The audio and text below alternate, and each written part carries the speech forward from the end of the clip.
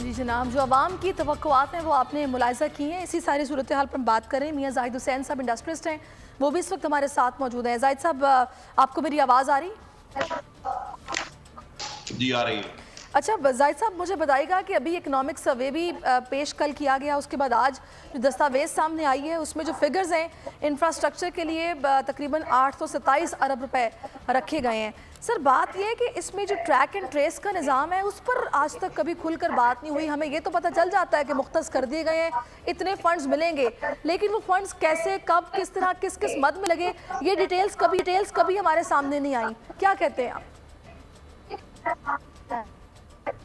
जी बिस्मिल्लाहिर्रहमानिर्रहीम, बिल्कुल आपने सही कहा। इतने ह्यूज अमाउंट्स जो होते हैं, अभी भी ये जो बजट आ रहा है हमारा आज अनलीश होगा, इसमें तकरीबन 3500 अरब रुपए के तरक्याती प्रोग्राम हमने सुना है होंगे, लेकिन होते हैं इसके ऊपर आमद दरामद कितना होता है और फिर ये कि इसकी क्वालिटी क्या होती है।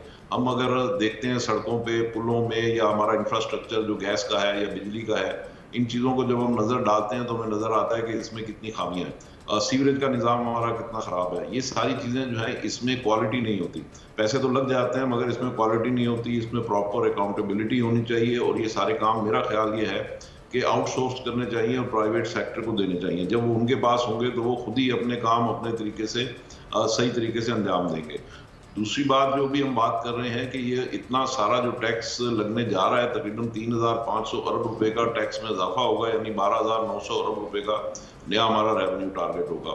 हकीकत ये है कि हम तकरीबन ओवरऑल जो हमारा इकॉनमी का जो साइज है, पोटेंशियल है, उससे तकरीबन 4 से 5000 अरब रुपए हम टैक्स अभी भी कम दे रहे हैं, जो कि हमें देना चाहिए। अब वो टैक्स और प्लस ये 3000 अरब रुपए का जो टैक्स लगने जा रहा है, तो ये देगा कौन?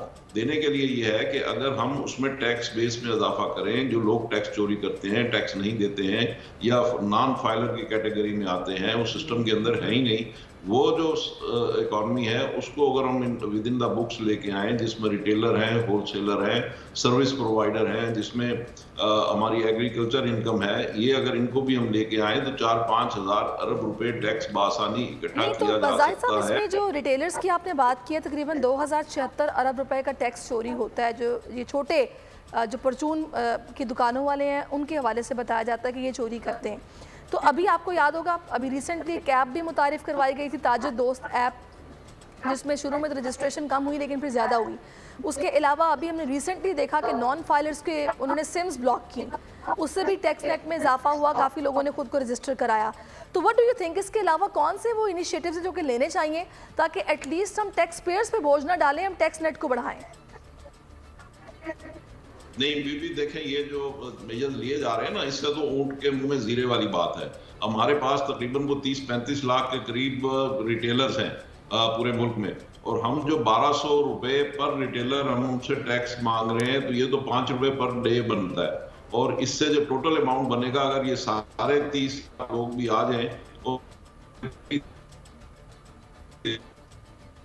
21,000 लोगों ने अपने आप को रजिस्टर करवाया है 30 से।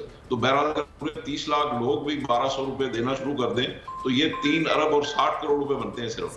जबकि ख्वाजा आसिफ साहब के बकौल हमें इसमें 2200-2300 अरब रुपए का गैप है।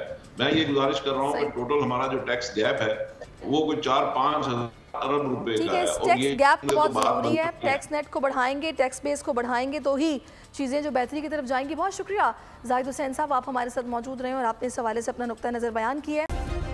सब्सक्राइब करें और बेल दबाएं ताकि कोई खबर रह न जाए।